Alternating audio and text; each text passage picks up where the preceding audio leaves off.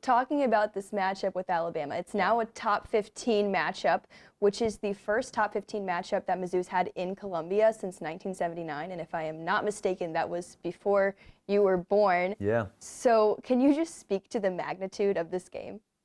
Yeah, honestly, I haven't thought much about it from the magnitude standpoint. I've tried to keep this game really just about being 1-0 and really focus with our guys about, hey, this is what it's going to take to win this game versus a quality opponent. Try not to make it bigger than it is. I realize for the fans and for the community it's a really big game, but for our team, these guys have played in big games before. It's not about the hype that's going to, or we don't need any extra motivation.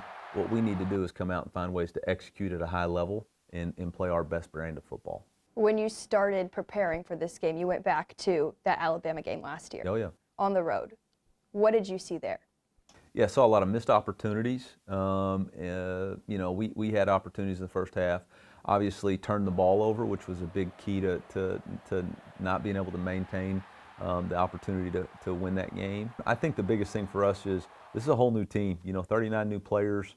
There's some guys that remember and played in that game, but there's a lot of guys that haven't. And so it's really about our team coming together, finding ways to continue the identity that we've had so far. Talking about this year's Alabama squad, they obviously lose week 1 at FSU, and then they win 4 games in a row after that. You said they're not even the same team that they were week 1. What did you see on tape?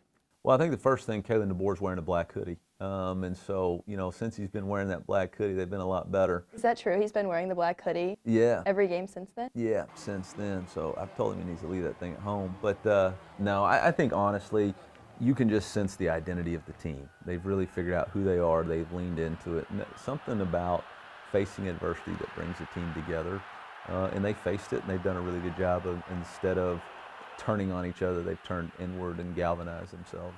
And I think it's a really impressive job that Coach has done. The biggest difference between last year's Alabama game and this year's is that you get to play this one at home. What do you need your fans to do on Saturday? Yeah, be loud throughout the game, not just on third downs, but anytime they're on the field, when their offense is on the field. We need to be loud, create that intimidating environment, and just support our team. There's going to be good moments and bad moments. Stick with us. This team's got a lot of resilience. They'll find a way, and I'm really excited for the opportunity.